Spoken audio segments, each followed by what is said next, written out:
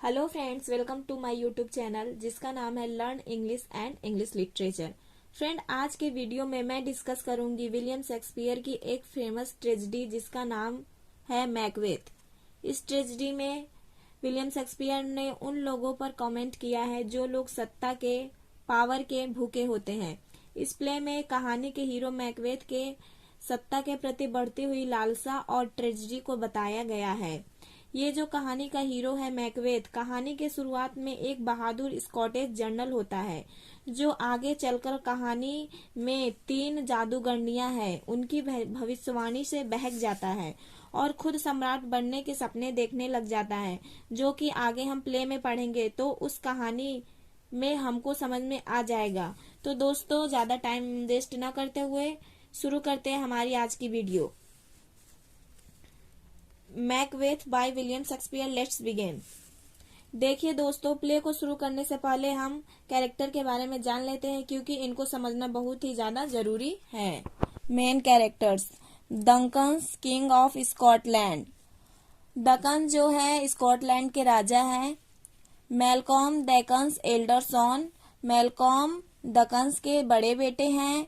Donald Ben Duncan's younger son. Donalbain Duncan's के छोटे बेटे हैं। Macbeth a general in the army of king Duncan's originally thane of Glamis. जो Macbeth है इस tragedy के मेन हीरो हैं और यह डकन्स के यहाँ जनरल आर्मी रहते हैं और ओरिजिनली थेन ऑफ ग्लेम, और ये थेन ऑफ ग्लेम भी रहते हैं। ग्लेम एक गांव का नाम है, थेन का मतलब चीफ होता है, तो इस तरीके से कह सकते हैं कि यह ग्लेम गांव के चीफ रहते हैं। फिर lady Macbeth, Macbeth wife. Lady Macbeth जो है मैकबेथ की वाइफ रहती हैं। Bangkok, Macbeth friends and A general in the army of king. Bangkok जो है मैकबेथ का दोस्त रहता है और आर्मी किंग भी रहता है। फिर फ्लेंस, बैंकॉक सॉन। फ्लेंस जो है ये बैंकॉक का सॉन है या बैंकॉक का बेटा है। मैकडफ, थेन ऑफ फ्लिप। मैकडफ भी क्या होते हैं कि थेन ऑफ फ्लिप रहते, एक राजा रहते हैं जो मैकबेथ की हत्या करते हैं। तो फिर चलिए हम अपनी कहानी की शुरुआत करते हैं। मैकबेथ समरी इन हिंदी। स्कॉटलैंड के राजा डंकन को खबर मिलती है कि उसके पास मैकबेथ और बैंको नाम के दोनों सेनापति अपनी अपनी लड़ाई में विजय होकर लौट रहे थे। उन्होंने आयरलैंड और नॉर्वे की सेनाओं को हरा दिया था। जब मैकबेथ और बैंको रास्ते में थे तो उन्हें 3 जादूगरनियां मिली। उन्होंने उन दोनों के लिए भविष्यवाणी की। उन्होंने कहा कि मैकबेथ को थेन ऑफ कॉवर्ड एक ऊंचा रैंक बनाया जाएगा और एक दिन वो स्कॉटलैंड का राजा बनेगा। बैंको को उन्होंने बताया कि वह कभी राजा नहीं बनेगा, लेकिन उसकी आने वाली पीढ़ी में कोई राजा बनेगा। इसके बाद तीनों जादूगरनियां गायब हो जाती हैं। मैकबेथ और बैंको जादूगरनियों की बातों को मजाक समझ रहे थे, लेकिन तभी राजा डकन के दूत आए। उन्होंने दोनों जनरल को उनकी जीत के लिए बधाई दी और यह समाचार भी सुनाया कि मैकबेथ को थेन ऑफ कॉवर्ड बना दिया गया है।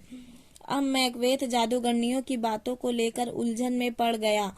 वह राजा डकन से मिलने उसके महल गया। किंग डकन ने कहा कि वह मैकबेथ के इन्वर्सर के किले में उसके यहाँ डिनर पर आएगा। घर पहुंचकर मैकबेथ ने सारी बातें अपनी पत्नी मैकबेथ को बताई, लेकिन यह भी कहा कि उसे इन सब बातों पर विश्वास नहीं है क्योंकि वह राजा तभी बन सकता है जब डकन को मार दे।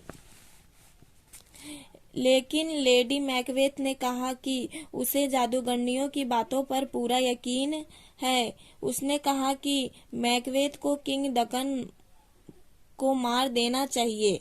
फिर उसने प्लान बताया।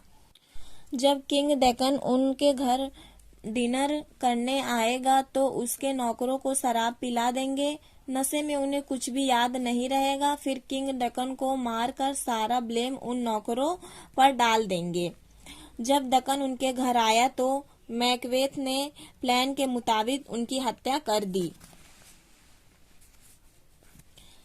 लेकिन जब वह अपने कमरे में पहुंचा तो उसे उड़ते हुए खून से लथपथ खंजर का भ्रम दिखने लगा। इससे वह भयभीत हो उठा, लेकिन लेडी मैकबेथ ने होश में आने को कहा।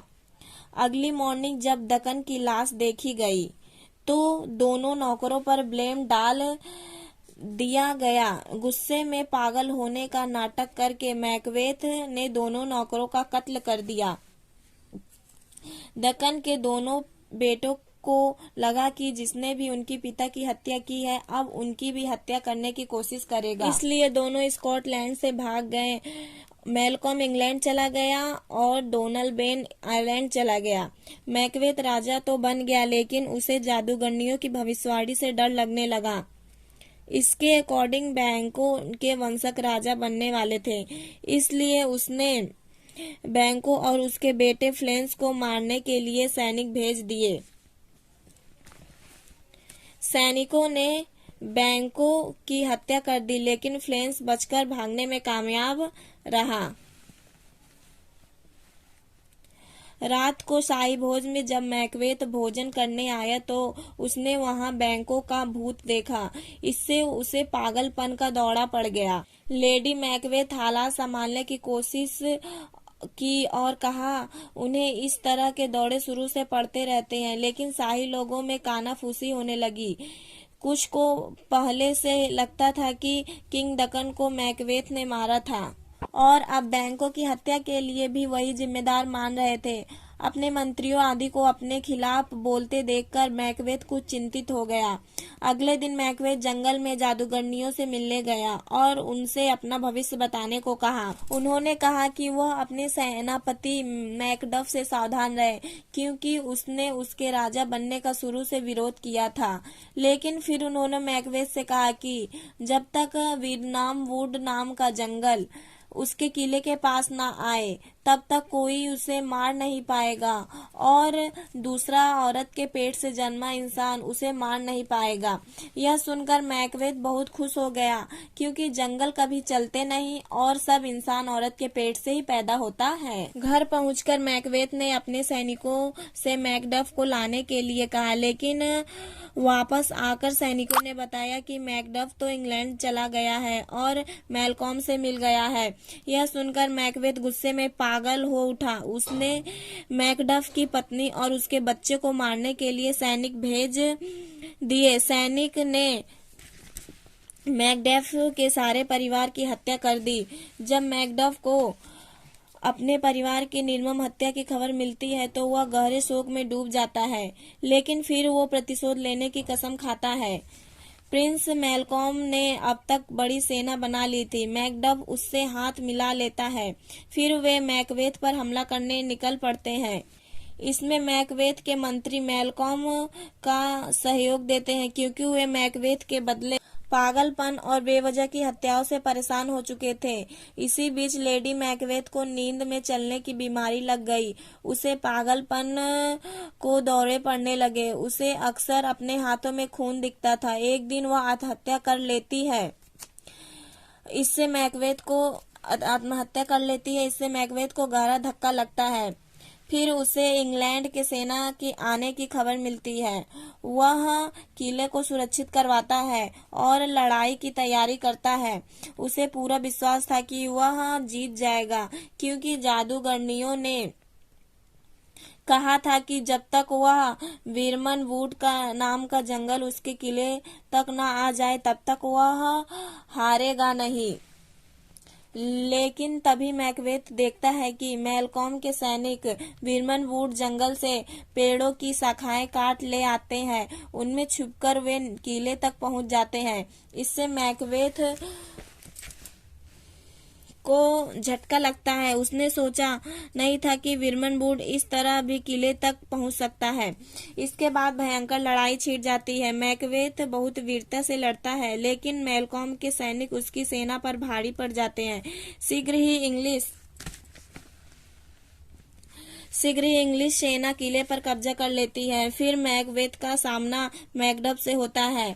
मैकबेथ कहता है कि उसे कोई मार नहीं सकता, केवल वही उसे मार सकता है जो माँ को कोख से पैदा न हुआ हो। तभी मैकडफ कहता है कि वह कोख से पैदा नहीं हुआ था। दरअसल उसके जन्म से पहले ही उसकी माँ की मृत्यु हो गई थी और उसे सिजेरियन सेक्शन द्वारा मृत माँ की कोख से निकाला गया था। यह सुनकर मैकबेथ को शौक लग जाता है और वह घबरा जाता है। फिर दोनों में भयंकर लड़ाई होती है, लेकिन अंत में मैकबेथ मारा जाता है। इसके बाद प्रिंस मैलकॉम स्कॉटलैंड का राजा बन जाता है। वह जनता के सामने देश के विकास और प्रगति की इच्छा व्यक्त करता है। इस कहानी के शुरुआत में तो मैकबेथ में सत्ता के प्रति इतनी लालच नहीं होती है, लेकिन धीरे धीरे उसमें लालसा बढ़ती जाती है और वह तानाशाह बन जाता है। और इसी के साथ साथ आज की हमारी वीडियो यहीं पे खत्म होती है। दोस्तों, आई होप आपको हमारी कहानी समझ में आई होगी। अगर नहीं समझ में आई है तो एक बार फिर से वीडियो को देख लें, जरूर समझ में आएगा। दोस्तों, आज की वीडियो में इतना ही। अब मुलाकात होगी अगले वीडियो में, तब तक के लिए धन्यवाद।